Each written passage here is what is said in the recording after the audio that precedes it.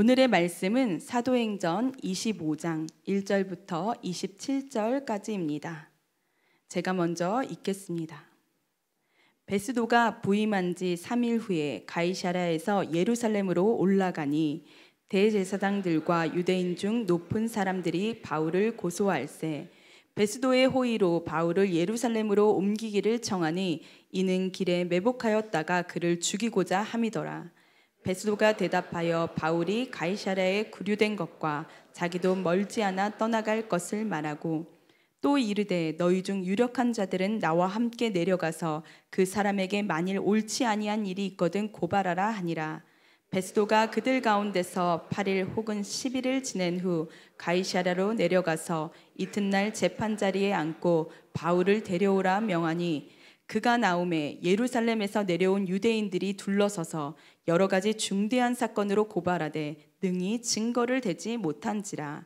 바울이 변명하여 이르되 유대인의 율법이나 성전이나 가이사에게나 내가 도무지 죄를 범하지 아니하였노라 하니 베스도가 유대인의 마음을 얻고자 하여 바울더러 묻되 내가 예루살렘에 올라가서 이 사건에 대하여 내 앞에서 신문을 받으려느냐.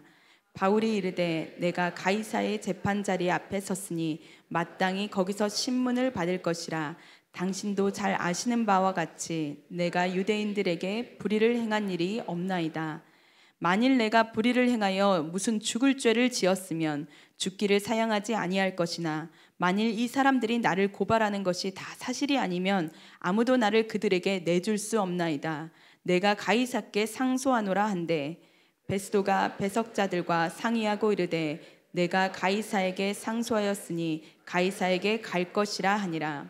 수일 후에 아그리빠 왕과 버니게가 베스도에게 문안하러 가이사랴에 와서 여러 날을 있더니 베스도가 바울의 일로 왕에게 고하여 이르되 벨릭스가 한 사람을 구류하여 두었는데 내가 예루살렘에 있을 때에 유대인의 대제사장들과 장로들이 그를 고소하여 정죄하기를 청하기에 내가 대답하되 무릇 피고가 원고들 앞에서 고소사건에 대하여 변명할 기회가 있기 전에 내주는 것은 로마 사람의 법이 아니라 하였노라.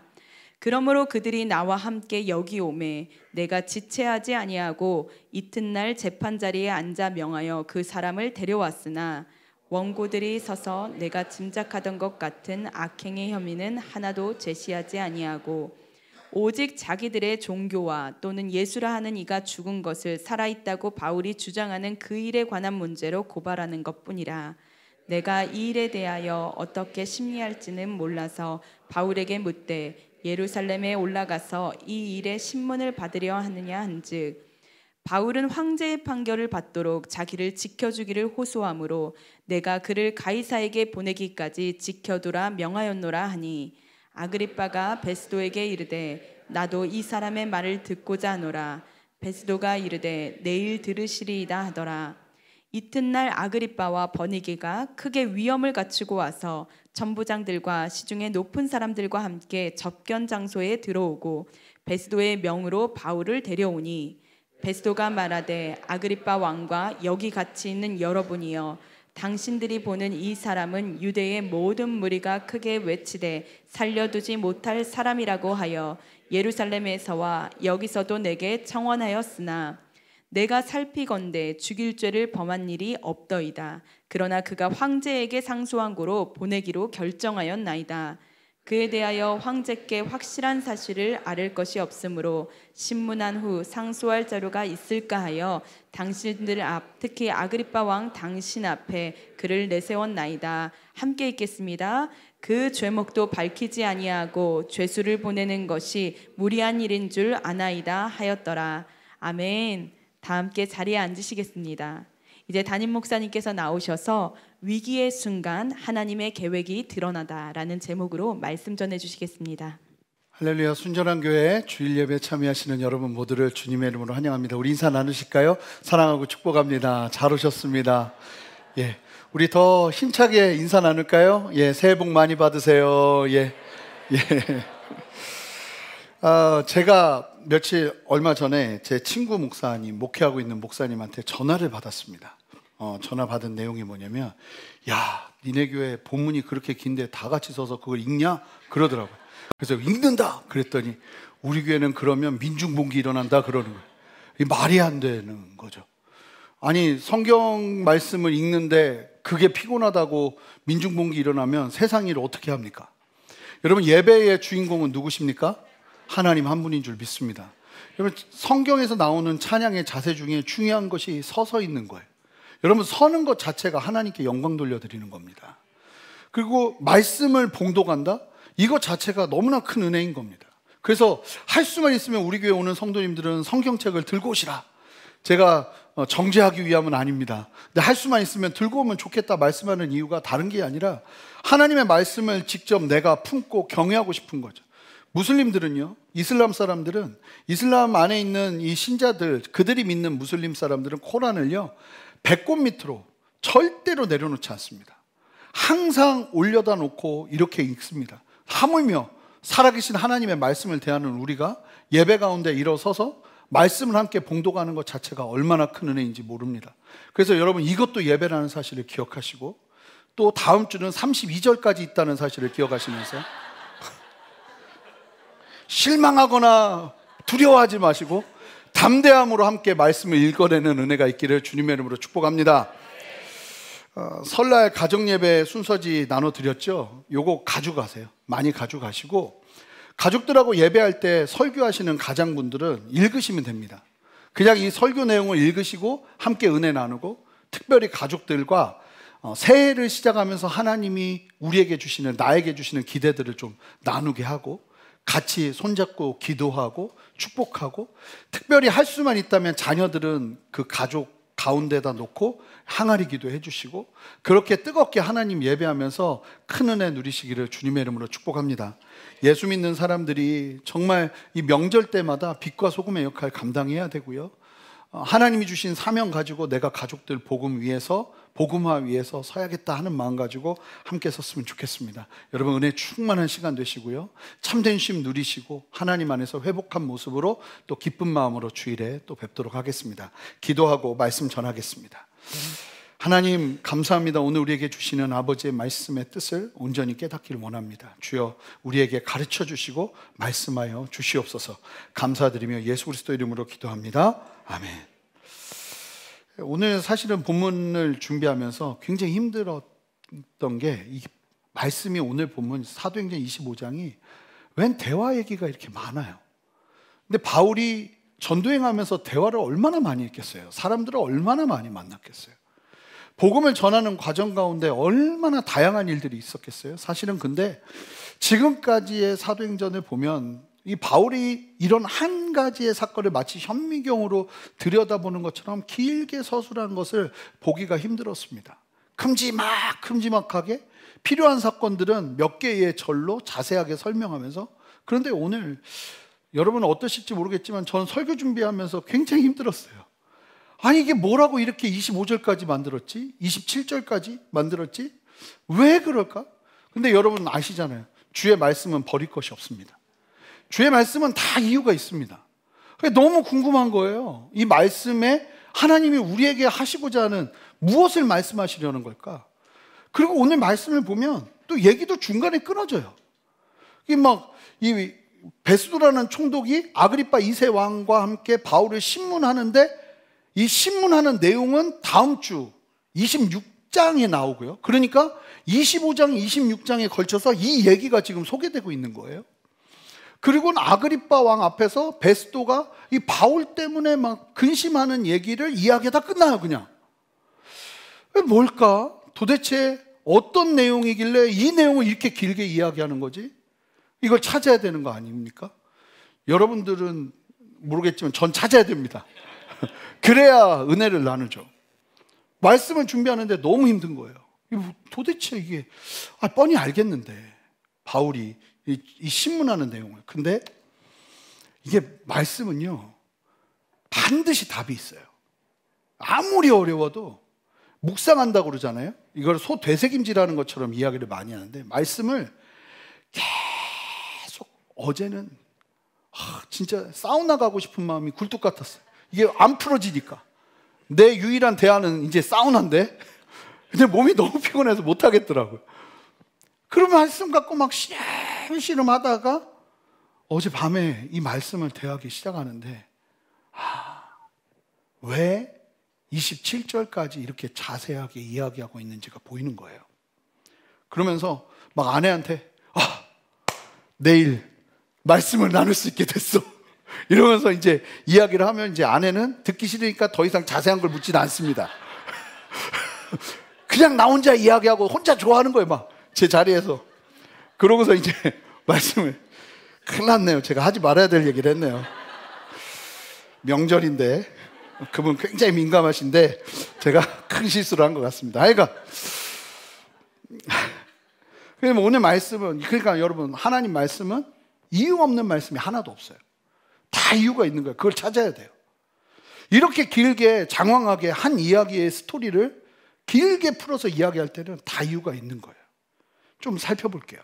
바울이 가이사랴로 이송되었죠. 예루살렘에서 이 산헤드린 공회로 다시 한번 초대하는 그 자리에서 매복해 있다 사람들이 죽이려는 거를 자기 조카가 얘기해 주면서 그거를 천부장에게 신고하죠. 그래서 천부장이 가이사랴로 밤에 몇 명입니까? 40명이 매복하고 있었는데 470명을 군사를 동원해서 바울을 안전하게 가이사랴로 옮깁니다. 그리고는 거기서 로마 총독 벨릭스의 보호 아래 2년간 나름 자유로운 감옥 생활. 그래서 자유를 줬고요. 성경 말씀 그대로 보면 감옥 생활인데도 자유를 줬고 누구라도 와서 만날 수 있고 바울을 섬길 수 있는, 섬김받을 수 있는 환경을 열어줬어요. 그리고 2년이 지나서 총독이 벨릭스라는 사람에게서 베스도로 바뀌게 됩니다. 이에 대해서 성경은 자세하게 말하고 있지는 않지만 역사가 요세푸스가 언급을 하는데, 이 벨릭스라는 사람, 2년 동안 바울을 가둬놓고 있던 사람, 이 벨릭스가 지난주에도 잠시 언급했지만 굉장히 싸납고 굉장히 강경하게, 만약에 무슨 문제가 생기면 강경하게 진압하는 사람으로 유명했어요. 아주 성격이 아주 안 좋았던 사람이었어요. 근데 이 벨릭스가 유대 지역에서 일어났던 소요들을 너무 잔인하게 강경하게 진압하다가 그게 로마 황제에게 보고가 됩니다. 이때 로마 황제가 네로 황제였는데, 네로 황제가요 처음에 5년은 굉장히 잘 다스렸습니다. 그때 즈음이에요. 그래서 이 벨릭스를 로마로 소환하게 되고, 사실은 황제가 벨릭스를 죽이려 했다고 그래요. 그런데 벨릭스의 형이 로마 네로 황제와 친했다고 그래요. 그래서 이 벨릭스가 겨우 목숨은 구제합니다. 그리고 난 다음에 이 부르기오 베스도라는 사람을 유대 총독으로 AD 59년에 파견한 내용이 오늘 본문의 사건인 거예요. 이 베스도는 역사적인 기록을 보면 그래도 벨릭스나 다른 총독들과는 달리 굉장히 어떻게 보면 성품적으로 온유하고 온화하고 공정한 사람이었다고 합니다. 그 대신 오늘 말씀을 보면서도 알지만 유대 사람들, 유대인들, 유대 지역에 대한 정보는 없어요. 이 사람은 철저한 로마 사람인 상태에서 급하게 유대 총독으로 파견이 된 거예요. 그러니까 이 베스도가 유대 총독으로 파견되자마자 무엇을 하는가? 자, 1절 보시면 3일 후에, 부임한 지 3일 만에 가장 중요한 곳을 갑니다. 가이사랴에 있던 베스도가 어디로 갈까요? 예루살렘으로 갑니다. 그런데 사실은 이 예루살렘은 로마 사람들이 아주 머리가 지끈지끈 아픈 도시였다고 그래요. 왜냐하면 너무 종교적인 색채가 강하고 이 유대교 자체가 너무 이질감이 있다 보니까 로마 사람들이 힘들어했고, 게다가 거기는 아주 고집이 세고 정치적인 수싸움을 수없이 해야 되는 유대 종교 지도자들이 잔뜩 지내치고 있는 곳이었기 때문에 로마 사람들이 거기서 살 수가 없었대요. 그래서 거기서 100km가 떨어진 지중해 연안의 진짜 아름다운 도시 가이사랴의 도시를 만들고 로마 사람들 나름의 자치구를 형성하고 총독도 거기에 있었던 거예요. 그런데 총독의 임무가 뭐냐면, 가장 중요한 게 뭐냐면 자기가 맡은 지역에서 사건 사고가 일어나지 말아야 돼요.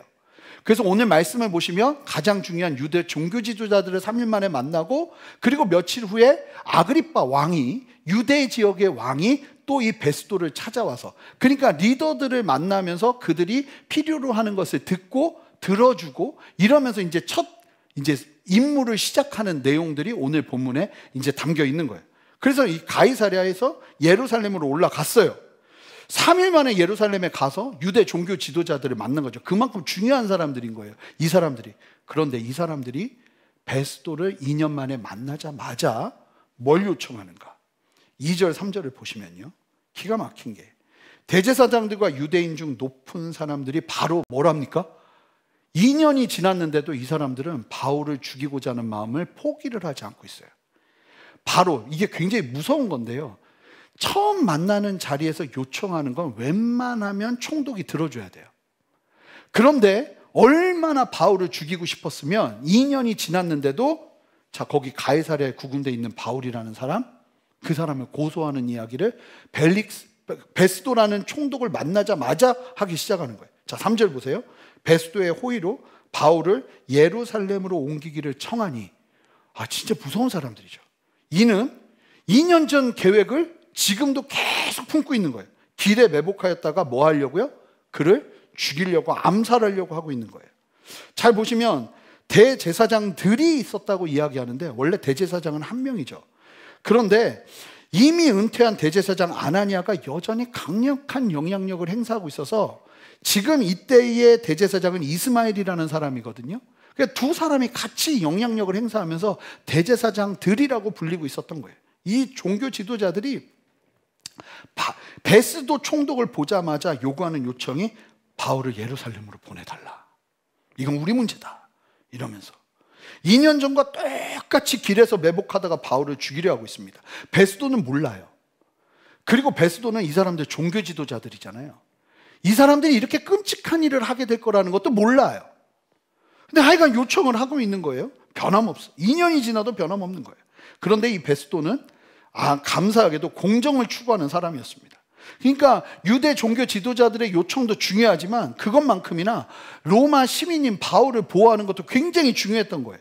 그래서 베스도가 예루살렘에서 8일 혹은 10일을 머물고는, 성경이 그렇게 얘기합니다. 8일 혹은 10일이었다고. 이게 얼마나 역사적인 사실이었는지를 정확하게 이야기해 주는, 그리고 이 성경의 흐름에 따라 역사가들의 기록을 보면, 당시의 역사가들의 기록을 보면 정확하게 일치하고 있다는 점.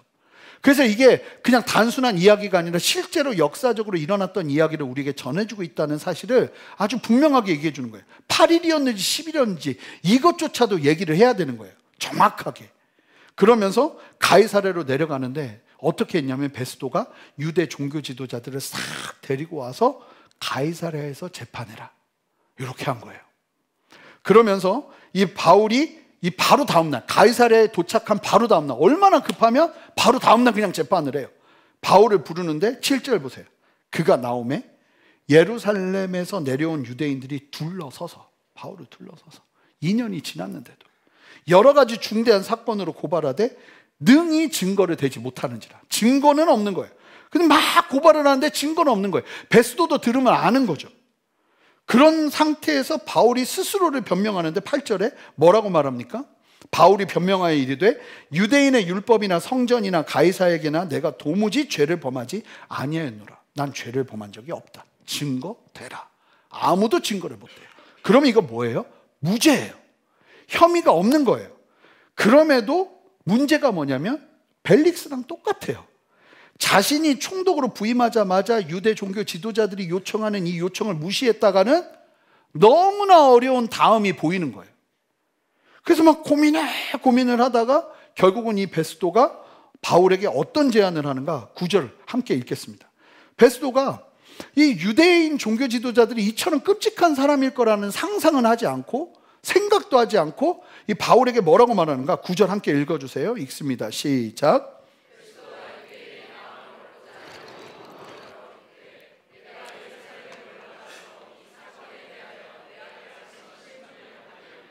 유대인들의 원을 들어주고 바울도 정당하게 재판하면 되겠다는 생각에 뭐라고 말하냐면, 너 나랑 같이 예루살렘 가자. 유대 종교 지도자들이 재판하는 게 아니라 내가 재판할게. 안전할 거 아니냐? 나랑 예루살렘으로 가자. 내가 너의 무죄를 드러낼 수 있는 기회를 주겠다고 회유하는 거예요, 바울을. 그러나 바울은 압니다. 2년이 지났음에도 총독을 만나는 그 첫 자리에서 자신을 예루살렘으로 오게 해달라고 강력하게 요구하는 그들의 속내를 누구보다 잘 알고 있는 사람은 바울이에요. 그러니까 지금 이 베스도가 회유하는 내용대로 했다가는 바울은 어떻게 되는 거예요? 죽을 거라는 걸 누구보다도 잘 알아요. 그러자 드디어 바울이 대안을 내놓습니다. 다른 길이 없는 거예요. 대안을 내놓습니다. 10절 11절 바울이 이르되 내가 가이사는 누구를 상징하냐면 이 로마의 황제, 그러니까 이집트 애굽에서는 왕을 다 누구라고 불렀죠? 바로라고 불렀습니다. 왕이 바뀌어도 크게 대명사로 바로라고 부른 것처럼 로마의 황제도 대명사처럼 가이사라고 부릅니다.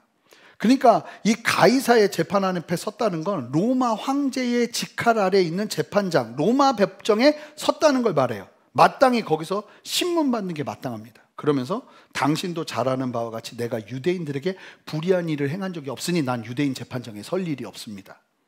만일 내가 불의를 행하여 무슨 죽을 죄를 지었으면 죽기를 사양하지 않다. 예루살렘에 갈 것이나 만일 이 사람들이 나를 고발하는 것이 다 사실이 아니면 아무도 나를 그들에게 내줄 수 없습니다. 이거는 로마 시민으로서의 강력한 요청이고 이걸 거절할 수는 없어요. 그러면서 갑자기 바울이 뭘 얘기하냐면 내가 로마 황제에게 상소하겠다고 그래요. 상소. 그러면 이거는 무조건 어디에 있든지 로마 시민을 군대가 보호하면서 로마 황제 앞에 가서 재판을 받게 해야 돼요. 이걸 여기서 꺼낸 거예요. 바울이 여기서 꺼낸 거예요. 그러면서 이 베스도라는 총독이 이거를 거절할 수가 없으니까 수용을 합니다. 그래? 그러면 어쩔 수 없지. 그럼 넌 이제 가이사에게 가야 된다. 로마로 가야 된다 하는 이야기가 떨어지는 거예요. 근데 이 베스도가 너무 고민인 거예요. 그리고 다음 날 오늘 본문에서 보면 13절부터 마지막 27절까지 누가 찾아오냐면 베스도 총독에게 새롭게 세워지자 유대 지역을 다스리던 왕 헤롯 아그리빠 2세와 버니게라는 사람이 찾아옵니다. 버니게가 누구냐면 아그리빠 2세의 누이예요. 아그리빠 2세와 버니게는 누구의 자식이냐면 아그리빠 1세. 지난주에도 나왔는데 이 벨릭스의 부인이 아그리빠 1세의 막내였잖아요. 다 이게 형제들인 거예요. 자매들이 형제 이제 가족들인 거예요. 그 아버지가 이 시돈과 두로에서 이게 교만하게 행하다가 벌레에 먹혀 죽잖아요. 하나님 앞에 저주받아서. 그리고 난 다음에 이 아그리빠 2세가 황제와 친했어요. 그래서 황제가 꽂아준 인물이에요. 이 당시 유대의 왕은요, 유대인들이 아니었습니다. 혼혈이 섞인 사람들이었습니다. 그래서 유대인들이 굉장히 싫어했어요. 하지만 어떻게는 못하는 거예요. 그래서 사실은 유대인들은 왕보다 대제사장을 더 의지했어요. 그러는 현실이에요. 그 대신 이 헤롯 아그리빠 2세와 버니게는 누구보다도 유대인들의 실상을 잘 아는 사람들이에요. 이 사람들이 찾아오니까 베스도 총독이 속 얘기를 하는 거예요. 지금 너무 골치 아픈 문제가 하나 있다. 그게 뭐냐면 바울에 관한 문제인 거예요. 유대인들이 보니까 바울 죽이려고 난리를 피고 재판하겠다고 난리 피는데 보니까 이야기가 종교적인 문제랑 예수라는 사람이 죽었다 다시 살아났다고 이야기한 것 때문에 죽이려고 하는데 그걸로는 로마 시민을 죽이게 할 수 없다. 그러면서 어떻게 해야 될지를 이야기를 하는 거예요. 그러자 이 아그리빠 왕이 뭐라고 말하냐면 나도 그럼 한번 신문할 수 있게 해달라. 그러면서 신문회장이 펼쳐지는 거예요. 그러면서 이 베스도라는 총독이 이 아그리빠 왕 앞에서 이야기를 하다가 마치는 게 오늘 본문의 끝이에요. 그리고는 이제 헤롯 아그리빠 2세가 바울과 이제 이야기를 하다가 바울이 헤롯 아그리빠 2세한테 복음을 전하기 시작합니다. 그러니까 네가 나에게 예수 복음 전하려고 하냐? 막 이러면서 흔들리는 모습까지 보여줘요. 그게 다음 주에 있을 얘기니까 오늘 굳이 하진 않겠습니다. 그런데 이제 그 얘기까지 하는데 뭐라고 말하냐면 총독 베스도가 아그리빠 왕 앞에서 24절 25절 보세요. 베스도가 말하되 아그리빠 왕과 여기 같이 있는 여러분이요, 당신들이 보는 이 사람은 유대인의 모든 무리가 크게 외치되 살려두지 못할 사람이라고 하여 예루살렘에서도 여기로 내게 청원하였으나 뭐라고 말해요? 내가 살피건대 죽일 죄를 범한 적이 없더이다. 그러나 내가 황제에게 상소한 거로 보내기로 결정하였나이다. 이 얘기가 오늘의 핵심은 바울을 황제에게 보내기로 결정했다는 거예요. 그러면서 문제가 뭐냐면 기가 막힌데 26절 27절 보세요. 그에 대하여 황제께 확실히 사실을 알릴 것이 없는 거예요. 죄명이 없는 거예요. 보내야 되는데 심각한 문제여야 황제에게 보내는데 죄명이 보이질 않는 거예요. 그래서 아그리빠 왕이요, 신문을 이번에 해서 혹시 황제에게 어떻게 상소해야 될지 좀 아이디어 좀 주십시오. 그 얘기를 하는 거예요. 그래서 당신들 앞, 특히 아그리빠 왕 당신 앞에서 그를 내세웠나이다. 그 죄목도 밝히지 아니하고 죄수를 보내는 것이 무리한 일인 줄 아나이다 하였더라. 그 죄목도 없이 바울을 보낼 수 없으니까 죄목을 뭐든지 하나 만들어 달라. 바울이 무엇 때문에요? 황제를 만나겠다고 했기 때문에. 사실은 바울의 무죄 이야기는 이미 계속 이야기되고 있었습니다. 2년 전에 산헤드린 공회에서 바울이 부활 문제를 이야기하면서 그것 때문에 잡혀왔다고 하니까 부활 신앙을 믿고 있었던 바리새인들이 바울 편을 엄청 들었죠. 그러면서 무죄가 주장돼서 바울이 거기서 풀려났어요. 그리고 예루살렘에서 가이사랴로 보낸 천부장 글라우디아 루시아도 바울이 무죄라는 상소문을 벨릭스에게 옮겼고요. 오늘 보면 베스도 총독도 무죄라고 말합니다. 바울이 로마로 가겠다고 주장했기에 로마 황제에게 보내는데 오죽하면 바울의 죄명을 찾을 수가 없을 지경이었어요. 그런데도 바울이 오늘 본문을 보니까 로마 황제에게 죄수 신분으로 가겠다고 했다는 거예요. 이게 오늘 본문의 내용의 전부예요. 자, 그런데 오늘 본문에서 바울이 아주 중요한 결정을 하나를 합니다. 사실은 성령께서 바울에게 예수님을 만나고 나서 성령께서 바울을 이끄실 때 바울의 큰 부르심은 말씀하셨어요. 그게 뭐였냐면 너는 유대인의 사도가 아니라 유일하게 이방인의 사도가 되어야 할 것이다 이야기하면서 이방인 사역에 특별한 부르심이 있다는 걸 바울에게 말씀하시고는 하나님 성령께서 바울을 한 걸음 한 걸음 이끄셨어요. 그래서 바울은 처음에는 안디옥 교회를 세우는 게 목표였고 1차 전도행을 통해서 갈라디아, 남갈라디아 지역을 도는 게 목표였고 그 다음에 2차 전도행 때 사실은 서아시아 쪽, 소아시아 쪽 오늘로 따지면 튀르키예 지역이에요. 튀르키예 지역을 전도하려고 했으나 하나님께서 성령께서 강력하게 그리스 지역으로 옮기게 하셨죠. 그래서 그리스 지역에 전도를 하고 교회를 세우는 일에 집중을 했습니다. 그리고 3차 전도행 때 다시 그 중간인 터키 지역, 그러니까 여기 여러분들이 보시면 갈라디아, 터키, 튀르키예, 이 소아시아, 그 다음에 그리스 지역이라고 보시면 이 두 번째 가운데 샌드위치처럼 이 3차 전도행 때 이 소아시아 지역을 섬기게 하면서 하나님 앞에서 열심히 복음을 전하는 걸음을 걸었어요. 그러다가 3차 전도행을 마치는 시점에 하나님께서 너 예루살렘으로 가. 예루살렘에서 너는 잡혀야 될 거야. 그리고 로마로 가게 될 거야 하는 걸 성령께서 그제서야 말씀하시기 시작하셨어요. 그 새로운 부르심에 방점이 찍히는 건 언제였냐면 우리가 아는 것처럼 예루살렘에서 성전에서 잡혀서 이틀이나 이리저리 끌려다니다가 지쳐있는 상태에서 예수님께서 나타나신 그때에 구체적인 다음 스텝을 바울에게 말씀하셨죠. 부르심. 여러분 일단은 이해하고 아멘하고 이렇게 받아들이고 가야 되는데 인생의 부르심은 참으로 중요한 것입니다. 아멘 하셔야 된다니까요. 여러분 우리의 인생에 하나님의 부르심은 참으로 중요한 거예요. 이 부르심을 바울이 여기서 깨달아요. 그러니까 부르심이라는 건요 큰 프로젝트를 가지고 계속 가는 게 아니라 우리로 하여금 한 걸음 한 걸음 걷게 하는 하나님이 우리에게 주시는 미션 같은 도전이 있다는 거예요.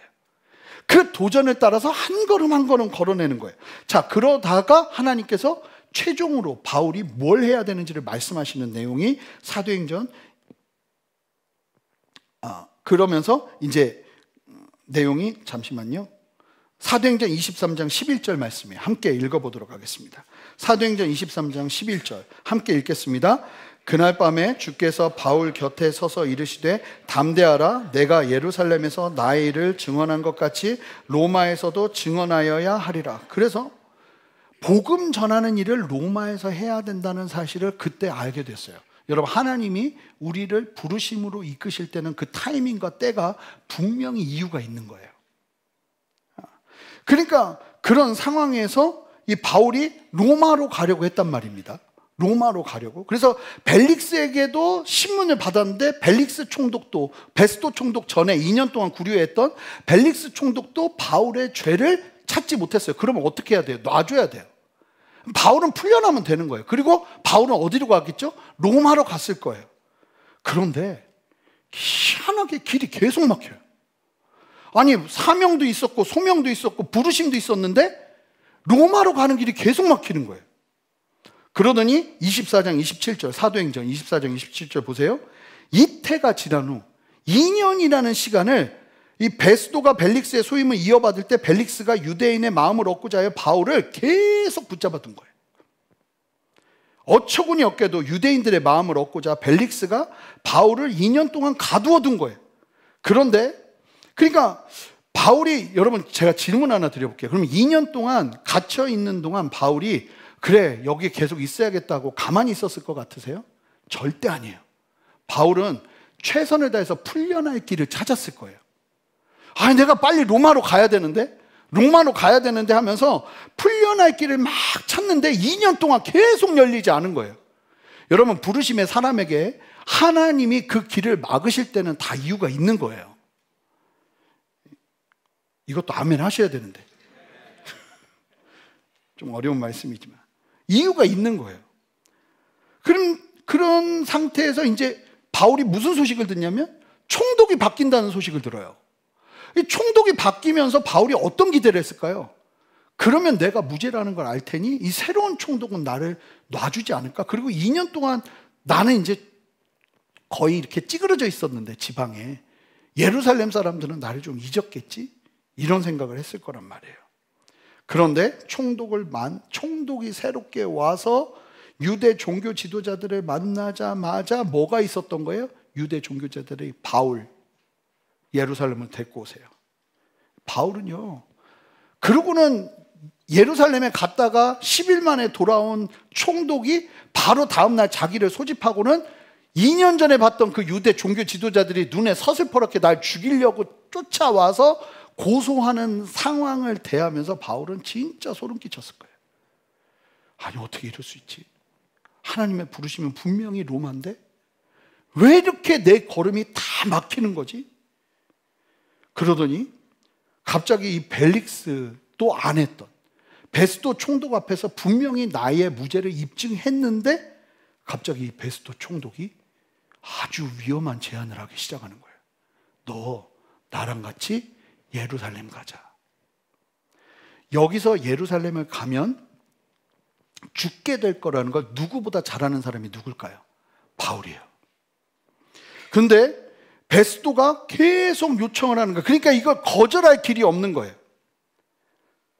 베스도 총독은 유대 종교 지도자들이 얼마나 위험한 사람인지는 몰라요. 그러다가 바울이 꺼낸 게 뭐예요? 나 죄수 신분으로 황제 만나게 해주세요를 한 거예요. 자, 제가 분명하게 알게 된 사실, 전 사도행전 엄청 읽었거든요. 근데 전 그 전부터 바울이 죄수로 가서 황제를 만나서 복음을 전하게 될 걸 알고 있는 줄 알았어요. 진짜로. 그런데 제가 오늘 본문 앞에서 진짜 하나님 앞에 엎드린 게 뭐냐면 바울은 자신이 죄수의 신분으로 로마까지 가야 된다는 사실을 오늘에서야 깨닫습니다. 바울이 로마로 죄수의 신분으로 복음을 전해야 한다는 사실을 미리 알았으면 벨릭스 총독 앞에서 2년 전에 벌써 말했을 거예요. 나 로마 황제 앞으로 데려다 주세요. 그런데 바울이 그러지 않고 다른 길을 계속 찾았던 거예요. 왜냐하면 그건 내 길이 아니야. 너무 끔찍하잖아요. 죄수로 끌려가서 복음을 전해요? 이 그림이 그려지십니까? 바울은 그 걸음이 아니었던 거예요. 다른 길을 계속 모색했던 거예요. 근데 길은 열리지 않아요. 계속 막혀요. 계속 갇혀요. 그런 상황에서 계속 위험한 상황이 계속 내 앞에 막 펼쳐지는 거예요. 자신을 예루살렘으로 데려가려 하는 새로운 신임 총독, 이 사람 보니까 설득이 안 될 것 같아. 날 결국 예루살렘으로 데리고 갈 것 같아. 그냥 벼랑 끝까지 나를 몰아간 거예요, 하나님이.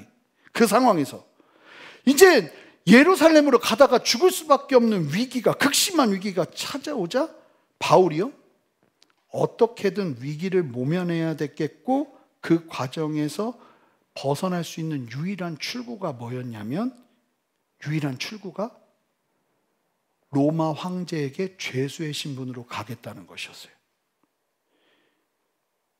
여러분, 그 길을 하는 수 없이 선택했다? 전 이렇게까지 봐요.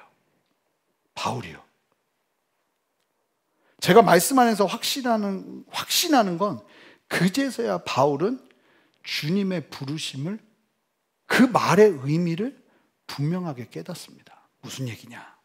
저희가 아까 읽었던 사도행전 23장 11절 보세요. 예수님께서 바울에게 부르심을 주셨죠. 뭐라고 말씀하셨죠?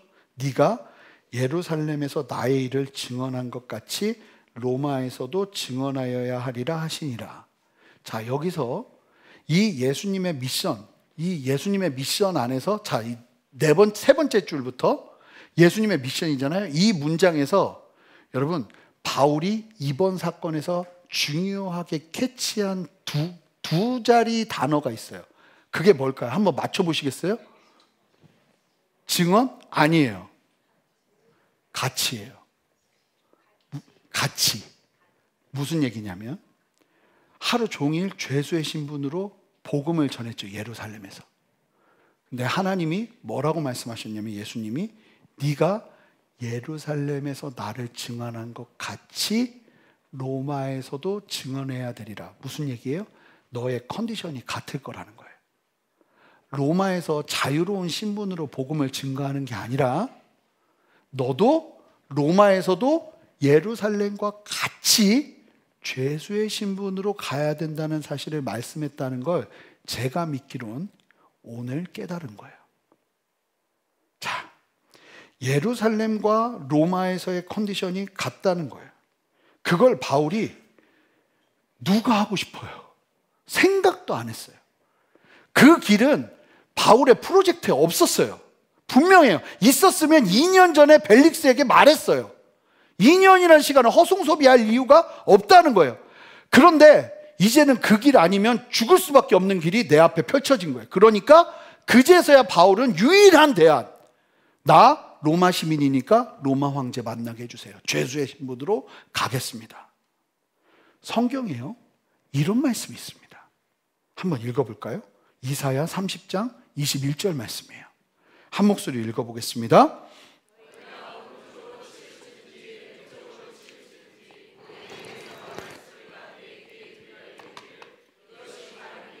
너희는 이리로 가라 할 것입니다. 이게 무슨 얘기인지 아세요? 우리가 어디에 치우쳐가지고 오른쪽이든 왼쪽이든 빗나가려고 해요. 그러면 하나님은요, 당신의 백성들에게 내 생각이 너무 강한 거예요. 그래서 오른쪽이든 왼쪽이든, 정치 얘기하는 거 아닙니다. 오른쪽이든 왼쪽이든 막 빗나가려고 해요. 막 내 생각이 너무 강한 거예요. 하나님의 뜻을 볼 여유가 없는 거예요. 왜냐하면 내가 너무 강해서. 그래서 하나님이요, 우리를 마치 막 쫓기듯이 상황을 주셔서 어디서 말씀하시냐? 우리 뒤통수에다가 말소리가 들린다는 게 따박따박 그 말소리가 아니에요. 다바르, 하나님의 말씀이에요. 하나님의 말씀을 그 쫓기는 상황에서 듣게 하셔서 우리의 귀에, 내 뒤에서, 여러분 말씀은 앞에서 듣는 거예요. 얼마나 급하면 막 정신없는 상황에서 막 쫓기다 보니까 그제서야 하나님이 그 급박한 상황에서 내 뒤통수에 대고 말씀하시기 시작하는 거예요.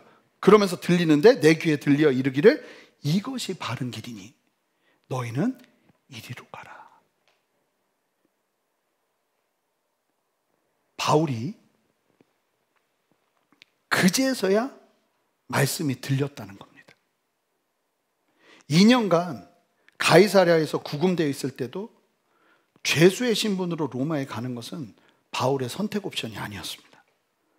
그런데 인생이 급박하게 아주 힘들게 아주 절벽에 몰리니까 저는 이 표현이 너무 좋은데, 극심한 어려움이요 성도의 새로운 길을 짜냅니다. 아멘. 그 짜내다 보니까 유일한 대안이 나왔는데 그게 뭐냐면 죄수의 신분으로 로마에 가는 것이었다는 거예요. 이게 정상적이면 죽어도 안 해요. 그런데 사람이 급박해지니까 죽어도 안 하는 걸 해요. 하나님이 그걸 아시고 하나님의 사람들에게 부르심 가운데 역사하신다는 거예요. 저는 여러 번 말했지만 제가 신학교에 들어가서 사역을 하고 배우면서 내 꿈은 개척입니다를 해본 적이 한 번도 없습니다. 근데 이전 교회에서 사역하다 제가 많이 지쳐 있었어요.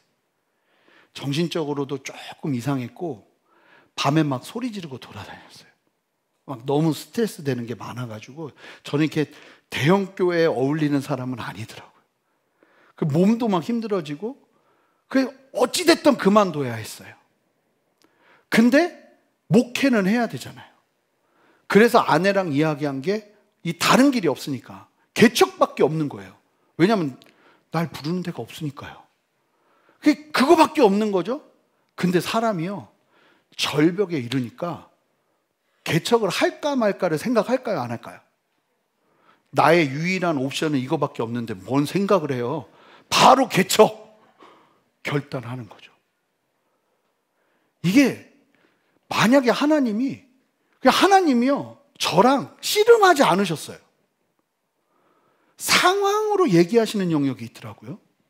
참 신기한 게, 근데 보니까 저가 그런 게 아니라 성경적인 거예요. 이게 하나님은 우리를 부르실 때 모든 계획을 다 말씀하지 않으십니다. 예를 들어 볼게요. 아브라함에게 기가 막혀요. 아브라함 나와봐. 너 별 보이지? 저 다 니네 자손 될 거야. 너 사막에 모래 보이지? 이게 다 니네 자손 될 거야.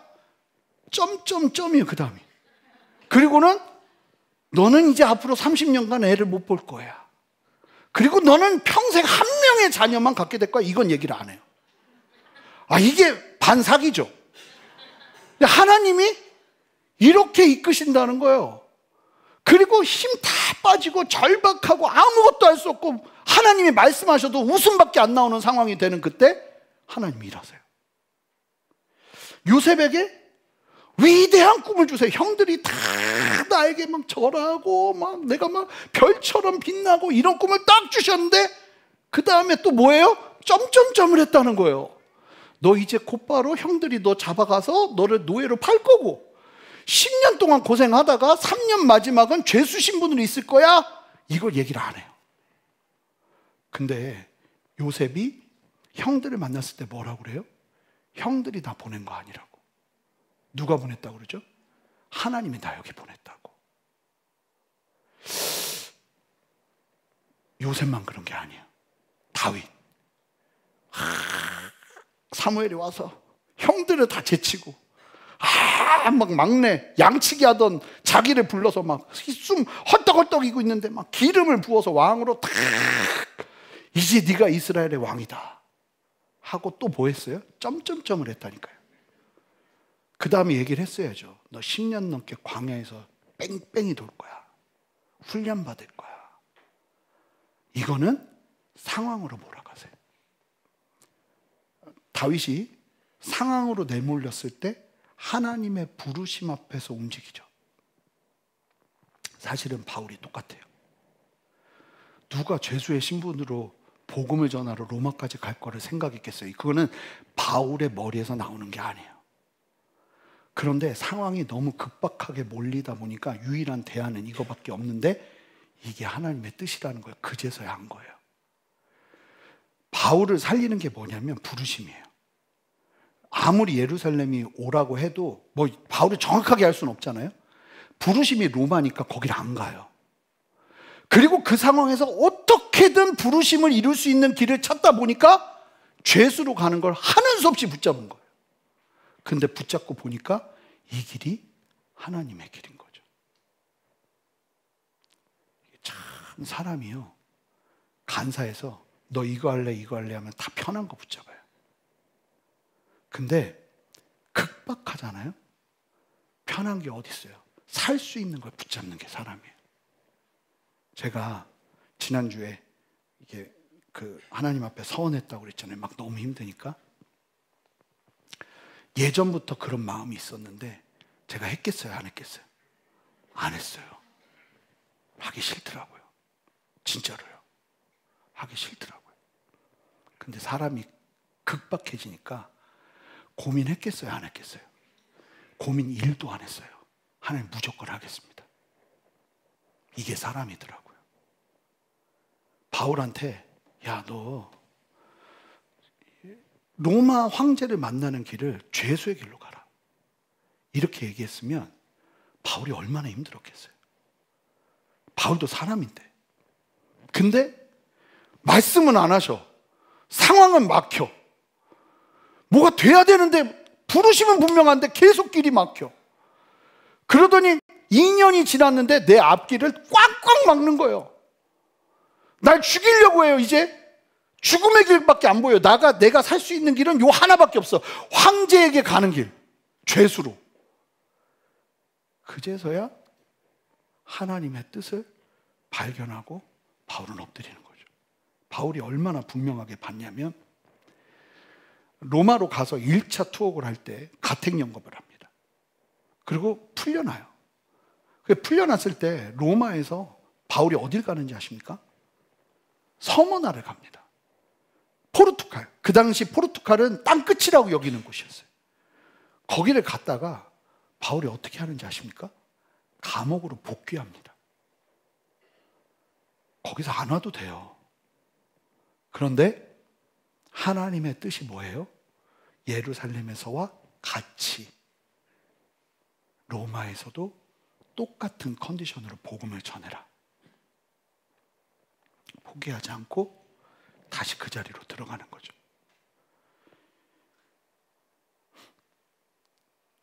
잠언 16장 9절 보세요. 여러분 이 말씀에 아멘 하세요. 사람이 마음으로 자기의 길을 계획할지라도 그 걸음을 인도하시는 분은 여호와 하나님이세요. 바울을 이끌고 있는 건요, 부르심이에요. 그 극심한 죽음의 위협 속에서도 바울은 부르심을 붙잡아요. 근데 잘 보세요.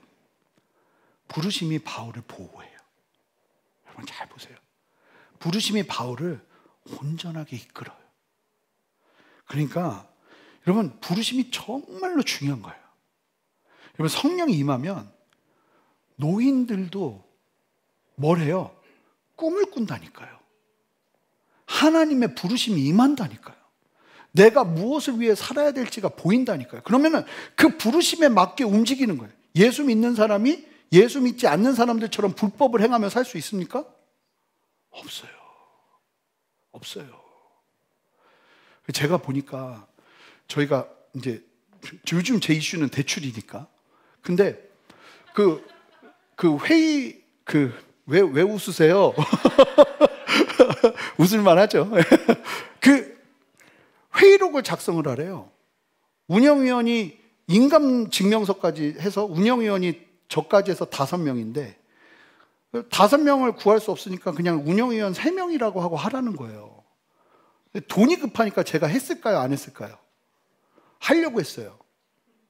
그랬더니 집사님 한 분이 목사님 그건 아니죠 그러더라고요. 얼마나 창피하던지. 너무 창피한 거예요. 그렇지 아니지. 근데 그렇게 끌고 가더라고요 세상이. 근데 우리가 부르심이 있는 우리가 예수 그리스도를 믿는 사람으로서 분명한 이유와 목적과 정체성을 가지고 이 땅을 살아내는 게 우리를 보호하는 길이라는 거예요. 우리를 보호하는 길이라는 거예요. 여러분 오늘 말씀에서 잘 보시면 우리에게 닥쳐오는 위기가 하나님의 뜻과 계획을 발견하는 길이 될 수 있다는 거예요. 내가 하고자 하는 계획이 실패하고 바울처럼 막 손발이 다 묶여서 이거 뭐지 이게? 난 부르심이 분명히 있는데 그 이후에 더 극심한 어려움이 찾아온다면 내가 부르심이 있음에도 혹시 내가 발견하지 못한 하나님의 뜻이 있지 않을까를 보기 시작하는 은혜가 우리 모두에게 필요하다는 거예요. 여러분 성도에게 길이라는 게요 푸른 초장처럼 쫙 펼쳐지는 길도 있지만 여러분 어떤 길은 진짜 참기름을 짜듯이 참깨를 가지고 막 쫙쫙 짜서 기름이 그 깨끗한 기름이 나오듯이 내 걸음을 쥐어 짜내야 걸어낼 수 있는 길도 있어요. 그 걸음을 볼 수 있는. 그래서 이 성도에게 벼랑 끝은 없고요. 막힌 길은 없어요. 벼랑 끝에서도 잘 보니까 정신만 똑바로 차리면 내가 살 길이 있더라고요. 근데 그게 하나님이 나를 이끄시는 이끄심일 수 있다는 거예요. 여러분, 음성을 듣고 성령의 감동을 깨닫는 것뿐만이 아니라 상황을 통해서도 하나님은 너무나 놀랍게 말씀하신다는 거죠. 우리 함께 찬양을 할 텐데 이런 가사예요. 거친 길 위를 걸어갈 때도, 험한 산이 앞을 막아도 빛 대신 주님의 두 손이 나를 붙드네. 주의 마음이 닿은 내 삶에 저민 슬픔을 씻으시는 주님을 찬양, 주 이름을 찬양하네. 이 고백으로 주님 앞에 나아가 하나님, 내 삶을 붙드시는 주님을 믿음의 눈으로 찬양하며 나아가는 은혜가 저와 여러분에게 있으시길 바랍니다. 여러분, 막다른 골목은 없습니다. 정말 벼랑 끝에 서는 상황에서도 내가 선택할 수 있는 무언가가 있다면 어쩌면 그것이 하나님이 나에게 주시는 길일 수 있어요. 여러분, 온전히 믿음으로 바라보며 주 앞에 서시는 저와 여러분 되시기를 바랍니다. 함께 기도하겠습니다. 하나님, 오늘 이 말씀 기억하며 주님의 뜻 가운데 담대히 서기를 원합니다. 성령이여, 우리에게 말씀하여 주시고, 아버지 하나님, 이 두렵고 떨리는 말씀이 내 안에 생명이 되어 아버지, 나의 길을, 나의 벼랑 끝에 선 길을 아버지 새롭게 여는 은혜의 통로가 되게 하여 주시옵소서. 감사드리며 예수 그리스도 이름으로 기도합니다. 아멘. 우리 다 같이 일어서시겠습니다. 모르는 분들도 이거 몇 번 부르면 금방 따라할 수 있습니다. 그래서 우리 함께 이 가사를 좀 바라보면서, 가사를 묵상하면서 우리 함께 이 찬양으로 주님 앞에 나가길 원합니다. 모든 것 아시는 주님, 모든 것 아시는 주님, 나의 마음의 연약함 보시고, 나의 마음의 연약함 보시고, 부족한 그 모습대로, 부족한 그 모습대로 주님 마음에 새겨주시네. 주님 마음에 새겨주시네. 주님께 토로한 마음, 주님께 토로한 마음 하나하나 헤아려 주시니, 하나하나 헤아려 주시니, 그 마음 그 아픔들을, 그 마음 그 아픔들 주님 손으로 품어주시네. 주님 손으로 품어주시네. 우리 함께 고백합니다. 거친 길 위를 걸어갈 때도, 거친 길 위를 걸어갈 때도, 험한 산이 앞을 막아도 빛 대신 주님의 두 손이 나를 아멘 붙드네. 주의 마음이 닿은 내 삶에 저민 슬픔을 씻으시는 아멘. 주님을 찬양, 주 이름을 찬양하네. 다시 한번 고백합니다. 모든 것 아시는 주님, 모든 것 아시는 주님, 나의 맘에 연약함 보시고, 부족한 그 모습대로, 부족한 그 모습대로 주님 마음에 새겨주시네. 주님 마음에 새겨주시네. 주님께 토로한 마음 하나하나 헤아려 주시니, 주님께 토로한 마음 하나하나 헤아려 주시니, 그 마음 그 아픔들을, 그 마음 주님 손으로 품어주시네. 주님 손으로 품어주시네. 우리 함께 두 손을 높이 들고 고백합시다. 거친 길을 걸어갈 때도, 험한 산이 앞을 막아도 선포하세요. 빛 대신 주님의 두 손이 나를 붙드네. 주의 마음이 닿은 내 삶에 저민 슬픔을 씻으시네. 우리 전심으로 선포합시다. 주님을 찬양, 주 이름을 찬양하네. 거친 길을 걸어갈 때 앞을 선포하세요. 빛 대신 주님의 두 손이 나를 붙드네. 주의 마음이 닿은 내 삶에 저민 슬픔을 씻으시는 주님을 찬양. 여러분 손을 앞으로 향해서 선포하세요. 거친 길이를 걸어갈 때도 험한 산이 앞을 막아도 빛 대신 주님의 두 손이 나를 붙드네. 주의 마음이 닿은 내 삶에 저민 슬픔을 씻으시는 주님을 찬양, 주 이름을 찬양. 우리 함께 선포합니다. 날 부르신 듯 내 생각보다 크고 날 향한 계획 나의 지혜로 증명 못하나 가장 좋은 길로 가장 완전한 길로 오늘도 날 이끄십니다. 한 번 더 고백합니다. 날 부르신 듯 내 생각보다 크고 날 향한 계획 나의 지혜로 증명 못하나 가장 좋은 길로 가장 완전한 길로 오늘도 날 이끄시네. 우리 다 같이 두 손을 들고 주님 앞에 기도하기를 원합니다. 잠언 16장 9절의 말씀, 사람이 마음으로 자기의 길을 계획할지라도 믿는 자들에게 그의 걸음을 인도하시는 이는 여호와시니라. 하나님, 나의 삶의 모든 걸음이 하나님의 손안에 있습니다. 막혀도 하나님의 손안에 있고 벼랑 끝에서도 하나님의 손안에 있습니다. 중요한 것, 내가 부르심 위에 담대히 서기를 원하오니 그 걸음 위에서 나를 이끌어 주시옵소서. 하나님의 부르심 안에 담대히 서게 하여 주시옵소서.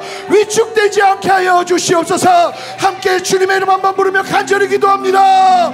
주여, 하나님 역사하시는 주님을 찬양하세요. 하나님 우리의 부심 함께 하여 주셔서 한산한 삶을 세우시고 하나님의 놀라운 능력의 손을 보게 하여 주시옵소서. 두려워하지 않게 하시고 하나님의 믿음으로 바라보며 믿음 위에 담대히 서는 영화 역사를 보게 하여 주시옵소서. 하나님 깨닫게 하여 주시옵소서. 하나님 좌절하지 않게 하시고 낙담하지 않게 하시고 하나님 앞에 담대히 설 수 있는 은혜를 우리에게 허락하여 주시옵소서. 하나님 역사하시는 주님을 찬양합니다.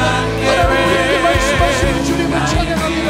하나님 닥쳐오는 위기와 하나님의 아버지는 그 위기 속에서 하나님의 길을 발견하며 주 앞에 서기를 원하오니 하나님 그렇게 나를 허락하여 주시옵소서. 그렇게 내 안에 역사하시는 주님, 여러분, 하나님이요 여러분들에게도 점점점을 남기셨어요. 하나님이 우리의 인생에도 점점점을 남기세요. 주님의 위대한 부르심과 아버지의 뜻과 아버지의 말씀이 선포되면 그 말씀 뒤에 숨겨져 있는 점점점은 우리의 삶으로, 우리의 환경 속에서 하나님의 부르심을 기억하며 이루어내는 거예요. 하나님의 은혜가 우리 모두에게 필요한 줄 믿습니다. 하나님, 그 점점점을 내가 이해하며 하나님 앞에서 아버지 내가 할 수 있는 최선을 붙잡으며 부르심 위에 담대히 서기를 원합니다. 하나님, 좌절하지 않게 하여 주시옵소서. 실망하지 않게 하여 주시옵소서. 그 걸음에서 하나님의 부르심을 깨닫게 하여 주시옵소서. 아버지 하나님, 왜 그러셨어요? 왜 그렇게 하셨어요가 아니라 하나님, 내가 주님의 부르심 앞에서 나에게 마지막 옵션처럼 보이는 그것을 붙잡는다 할지라도 하나님은 그 안에서 새로운 부르심으로 우리를 이끄시는 아버지의 계획을 펼칠 줄 믿사오니 하나님, 좌절하지 않게 하여 주시옵소서. 내 영혼아 좌절하지 말지어다. 내 영혼아 일어설지어다. 내 영혼아 담대할지어다. 다 같이 두 손을 들고 주님의 이름 한번 부르며 다시 한번 기도합시다. 주여, 길을 걸어갈 때도 주님을 향해 역사하시는 주님을 찬양합니다. 두려워하지 않게 하여 주시옵소서. 하나님 점점 앞에 흔들리지 않는 믿음을 더하여 주시옵소서. 하나님이 주시는 마음과 아버지께서 주시는 부르심 앞에 다시 한번 담대히 서기하시는 주님을 찬양합니다. 하나님 역사하여 주시옵소서. 하나님 이끌어 주시옵소서. 계산하지 않게 하시고 하나님 지금도 내가 하나님이 주시는 도전 앞에서 계산하지 않게 하시고 하나님 특별히 우리를 부르시는 주님의 뜻 앞에 믿음으로 담대하게 반응하는 역사가 일어나기를 원합니다. 하나님이 역사하여 주시옵소서. 우리를 살려주시옵소서. 하나님이 역사하여 주시옵소서. 이것만은 안 됩니다가 없게 하여 주시옵소서. 하나님 그렇게 우리를 새롭게 하여 주시옵소서.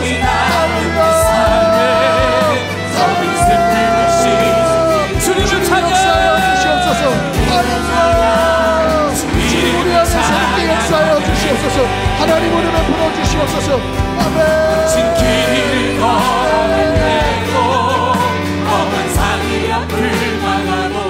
모르겠어요. 하나님이 계속 주시는 도전 같아요. 여러분, 이것만은 안 됩니다를 주께 올려드리며 나아가는 시간을 주님께서 기뻐하시는 것 같아요. 하나님, 나 이것만은 안 됩니다. 이거는 내 옵션이 아니었습니다. 하나님, 이 걸으면 안 됩니다. 상황이 하나님께서 오늘 주시는 이 말씀의 도전 속에서 내 마음을 그렇게 두드리고 있는 아버지의 그 도전과 은혜가 있다면 여러분, 그것을 주님께 올려, 모두가 아니겠죠. 그런 분들은 우리 다 눈을 감고 그런 분들은 믿음의 두 손을 드시기 바랍니다. 하나님, 내가 주님 앞에 부복합니다. 주여 역사하여 주셔서 나의 엎드린 나의 두 손 들고 주님 앞에 엎드리는 이 걸음 위에 하나님 함께 하시고 아버지의 뜻을 보게 하여 주시옵소서. 순종으로 나아가겠습니다. 주여 역사하여 주시옵소서. 우리 손을 들지 않은 분들은 이 시간 좀 중보하기를 원합니다. 하나님, 주님 앞에 순종이 아버지 하나님 우리의 삶의 이유가 되게 하시고 답이 되게 하여 주시옵소서. 그렇게 우리 주님 앞에 한 번 더 주님의 이름 부르며 기도합니다. 주여, 주님 우리 안에 역사하시는 주님을 찬양합니다. 하나님 은혜 베푸시는 주님을 찬양합니다. 하나님 은혜 베풀어주셔서 두 손을 들고 주님 앞에 기도하는 한 사람 한 사람, 하나님 앞에 두 손을 들고 항복하는 한 사람 한 사람, 하나님 붙들어주셔서 아버지의 은혜와 아버지의 진리 안에 다시 한번 엎드리며 하나님 앞에 담대히 서는 은혜를 허락하여 주시옵소서. 두려워하지 않게 하옵소서. 하나님 앞에 철저하게 엎드리며 주님 앞에 설 수 있는 은혜를 허락하여 주시옵소서. 하나님 그렇게 세례를 하시는 주님을 험한 산이 앞을 막아도 대신 주님의 두 손이 나를 하나님 역사하시고 말씀하시는 주님의 역사가 우리 안에 일어나기를 원하오니 주여 역사하여 주시옵소서. 하나님 깨닫게 하여 주시옵소서. 아버지의 말씀 앞에 듣게 하여 주시옵소서. 하나님 찬양 주시옵소서. 기도하시고 역사하시는 주님의 이름으로 거친 찬양합니다. 할렐루야. 주님 역사하여 주시옵소서. 험한 산이 앞을 막아도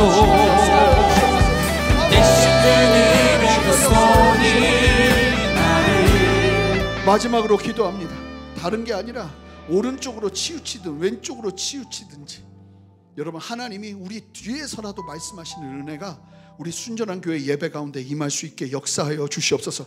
내 뒤통수에도 들리는 아버지 하나님의 뜻, 그리고 그 뜻을 따라 나의 생각과 나의 치우쳐진 마음들을 내려놓고 주님의 뜻 앞에 엎드릴 수 있는 참된 은혜와 참된 예배자의 정신을 아버지 우리 순전한 교회 예배 위에 부어 주시옵소서. 그래서 하나님의 뜻보다 높아지는 것 다 낮아지게 하시고 오직 주님의 뜻 앞에 엎드리는 우리 모두 되게 하여 주시옵소서. 이 순전한 교회 예배 위에 기름 부어 주시옵소서. 이 걸음 위에 기름 부어 주시옵소서. 다 같이 두 손을 들고 한 번 더 마지막으로 기도합니다. 기도하겠습니다. 하나님 역사하시는 주님을 찬양합니다. 하나님 은혜 베푸시는 주님을 찬양합니다. 주님 역사하여 주셔서 아버지 하나님 아버지 하나님 뒤에서도 들리는 아버지의 음성, 아버지의 답을 아버지의 말씀을 들으며 주 앞에 설 수 있는 은혜가 있기를 원합니다. 한 곳에 치우치지 않게 하시고 하나님 진리와 주님의 말씀 앞에만 엎드리며 하나님 앞에 전심으로 나아갈 수 있는 은혜를 허락하여 주시옵소서. 새인을 행하시는 주님의 이름을 높여드리고 주님을 찬양합니다. 성령이여 역사하여 주시고 우리를 다시 한번 낮춰주시고 하나님의 진리와 하나님의 뜻으로 세워주시옵소서. 주님 역사하여 주시옵소서.